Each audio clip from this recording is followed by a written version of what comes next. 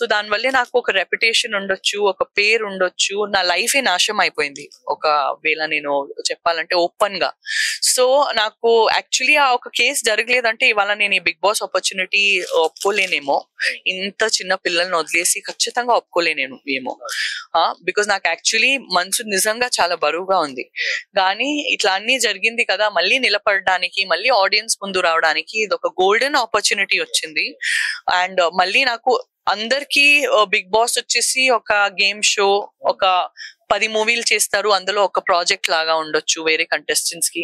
లేకపోతే ఊరికే ఫన్ కోసం చేస్తుంటారు కొంతమంది, ఊరికే డబ్బు కోసం కొంతమంది చేస్తుంటారు. కానీ నా గోల్ ఇక్కడ నిజంగా వచ్చేసి నాకు ఆ కేసు వల్లే పోగొట్టే మర్యాద ఏముందో మళ్ళీ ఆ స్థానం నేను గ్రాప్ చేయాలి. మళ్ళీ నేను అట్లాంటి అమ్మాయివి అస్సలు కాదు. మీ ఇంట్లో ఉండే ఇన్నోసెంట్ అమ్మాయిలు ఎట్లుంటారు, నేను కూడా అట్లాంటి ఒక సింపుల్ అమ్మాయివి. అవును. సో నాకు నా మర్యాద ఏం, నా క్యారెక్టర్ అసాసినేషన్ ఏం చేశారో దానికంటే నేను బయటికి రావాలి కాబట్టి నేను ఈ ఒక అవకాశం ఒప్పుకున్నాను. బికాస్ నాకు ఎన్ని రోజులు ఉంటాయి చూపించుకోవడానికి మేము ఎట్లుంటాము, మేము ఇట్లుంటాము అని.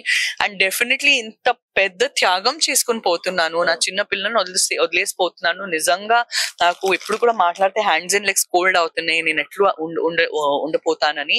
బట్ ఇది ఒక పాజిటివ్ ఛాలెంజ్ గా తీసుకుని నిలబడడానికి నేను పోతున్నాను. అండ్ ఈ ఒక పాజిటివ్ నా ఛాలెంజ్ ఏముందో